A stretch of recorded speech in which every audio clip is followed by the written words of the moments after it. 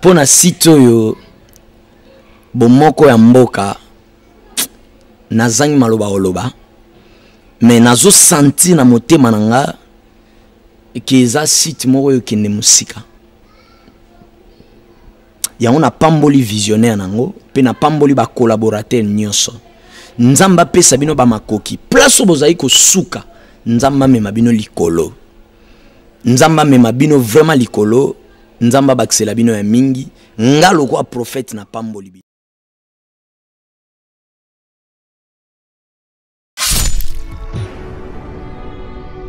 Fidèles téléspectateurs, suivez désormais chaque jour sur votre chaîne YouTube Bomoko Yamboka votre nouvelle émission Bonzambe na Bomoko, présentée par Sephora et Kanga. Bonzambe ya Bomoko est une émission de qualité, de distinction et de pure réalité religieuse. C'est une émission bilingue pour permettre à toutes ces personnes de pouvoir capter le serviteur de Dieu, qui par leur expérience vous parleront du Seigneur, qui par leurs expériences vous édifieront. Ils seront là, prêts à vous aider. Restez branchés, restez connectés. Chaque jour, vous en saurez plus. Soyez bénis au nom.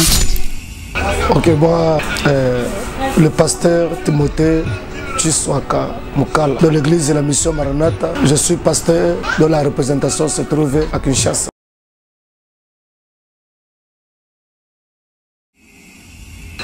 Chers bien-aimés dans le Seigneur, nous voulons dire d'abord merci à notre Seigneur Jésus-Christ qui a permis que dans ce temps-ci, on puisse parler de sa part et donner un message à l'église du Seigneur partout dans le monde. Et ce message que nous voulons partager avec vous est intitulé « La responsabilité de l'église dans le monde ».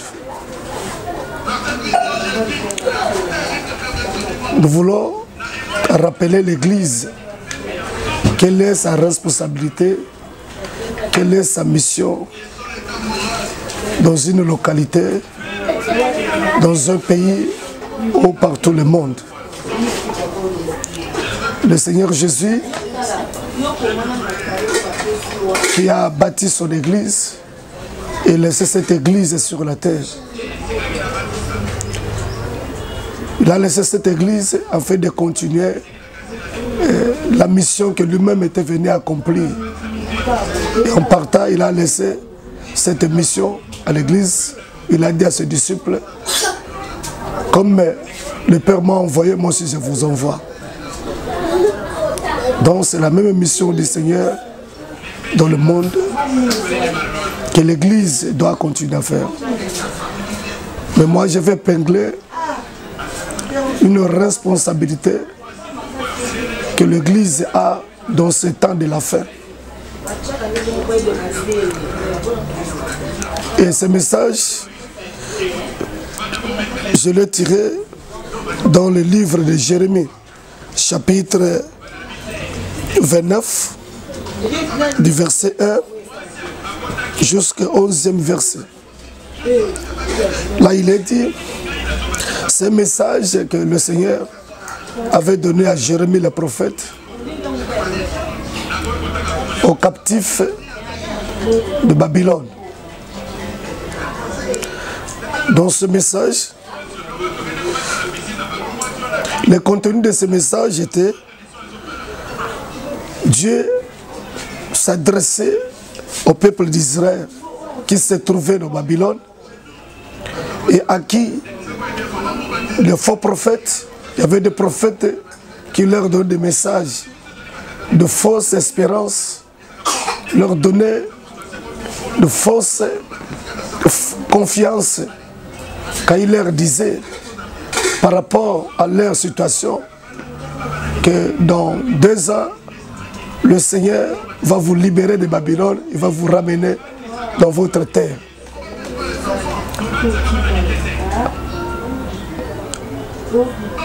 Alors que le Seigneur ne l'avait pas envoyé, mais le Seigneur avait prévu dans son plan merveilleux pour son peuple. Il y avait un temps que lui-même savait le temps où il pouvait libérer Israël. Mais les faux prophètes s'étaient levés afin de donner une fausse espérance aux captifs de Babylone. Et Dieu, quand il a vu ça, il a parlé à son serviteur, au prophète Jérémie, pour parler à son peuple qui se trouvait à Babylone en captivité, de ne pas écouter les faux prophètes, qui leur parlent des choses dont l'Éternel ne les a pas envoyés, qui leur donne une fausse espérance, afin de repousser à la révolte contre Babylone. Et Dieu dit, à travers le prophète Jérémie, aux captifs de Babylone, il leur dit, bâtissez des maisons, habitez, construisez, prenez des femmes, mariez vos fils et vos filles,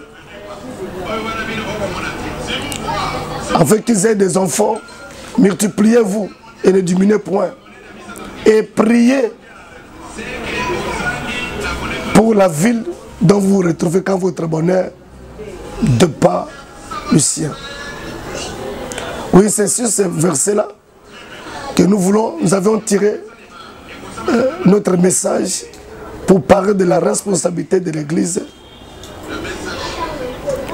dans le monde.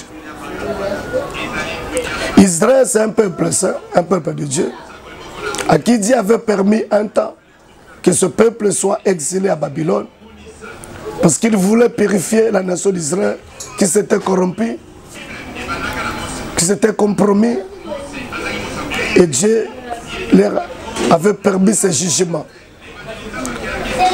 Afin de conserver une race pure, il avait permis cette captivité. Et à ce temps-là, il avait donné le pouvoir au roi Nebuchadnezzar, roi de Babylone.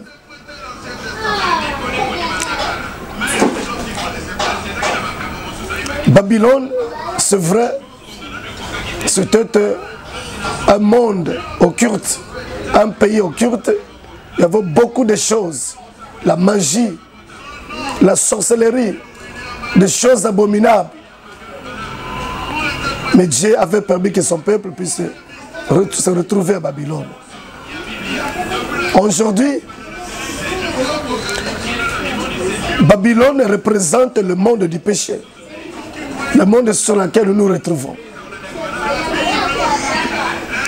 Et Israël, c'est une représentation, les captifs de Babylone, c'est une représentation aujourd'hui du peuple saint de Dieu, de l'Église. L'Église est semblable dans ce monde à Israël, dans un monde impie, sous la domination d'un roi impie à qui Dieu l'avait élevé.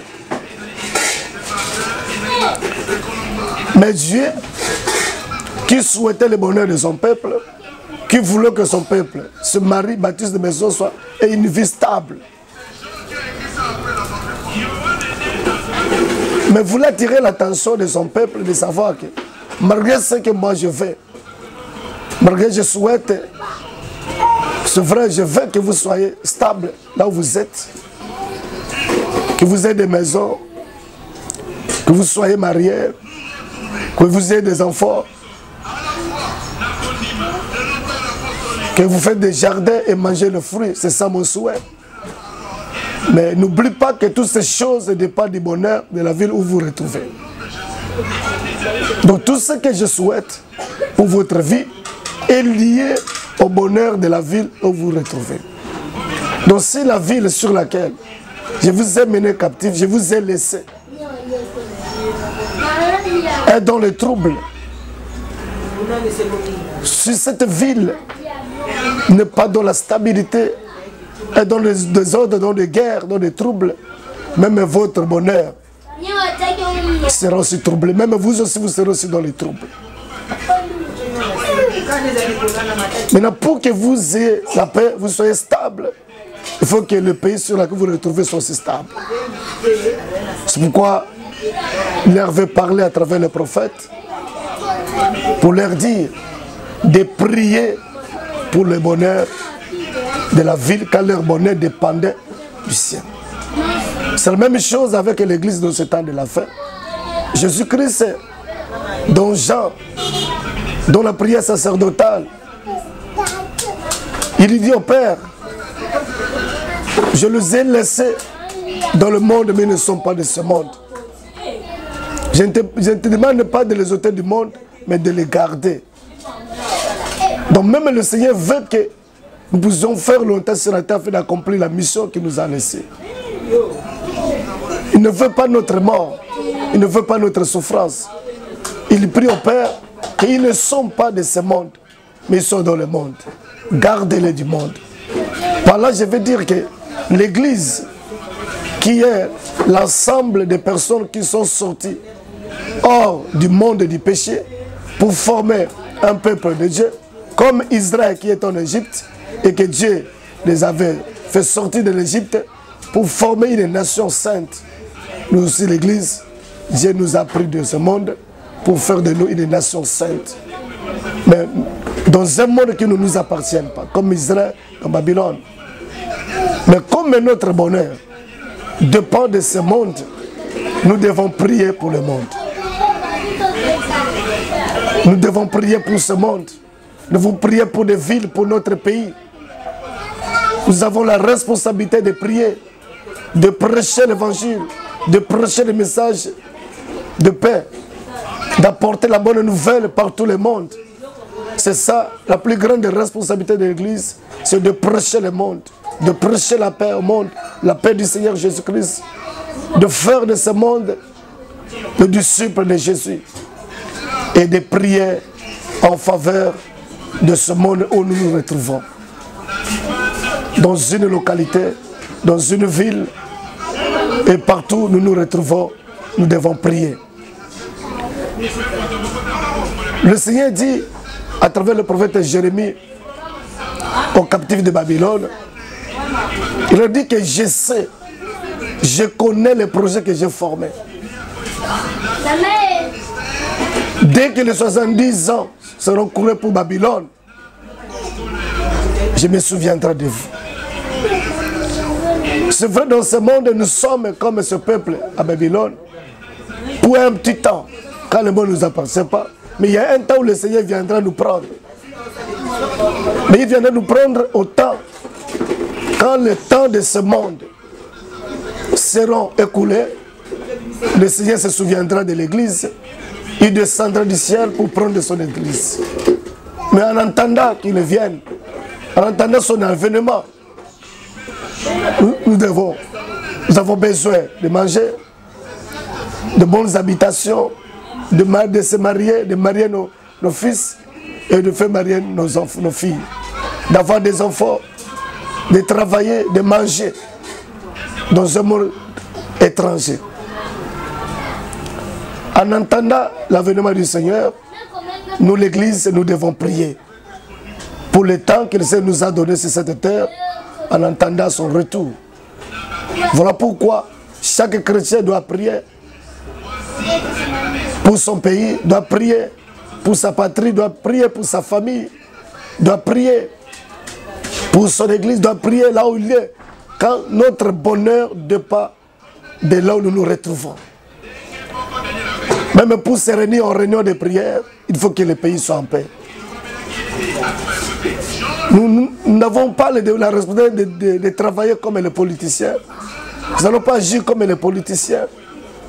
Oui, ils ont leur travail, leur responsabilité. Je voulais parler à l'Église pour ces petites minutes que l'Église, tu dois prier et évangéliser. Tu ne peux pas te mêler, entrer dans des pratiques des autres, mais ta part, c'est de prier et de prêcher la parole.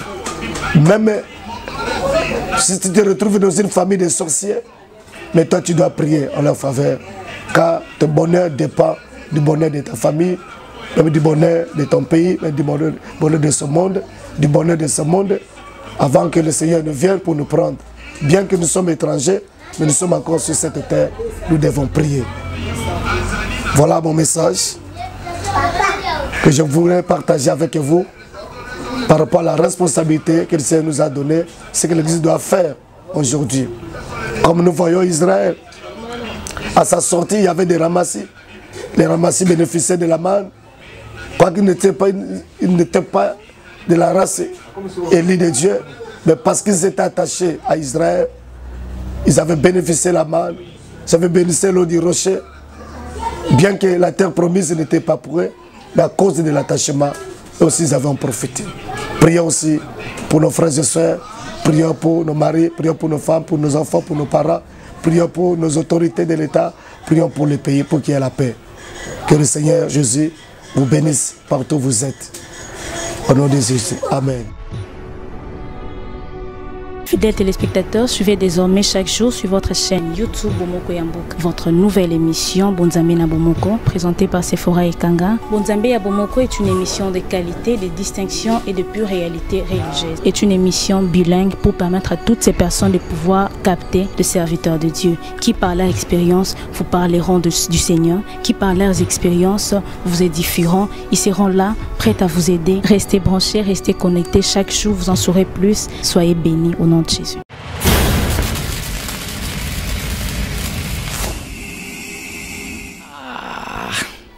Pona sito yo Bomoko ya mboka nazangi maloba oloba mais nazo senti na motema nanga eza site moko yo kende musika yango na pamboli visionnaire nango pe na pamboli ba collaborateur nyonso nzamba pesa bino ba makoki place bozai ko suka nzamba mema bino likolo nzamba mema bino vraiment likolo nzamba baksela bino ya mingi ngalo kwa prophète na pamboli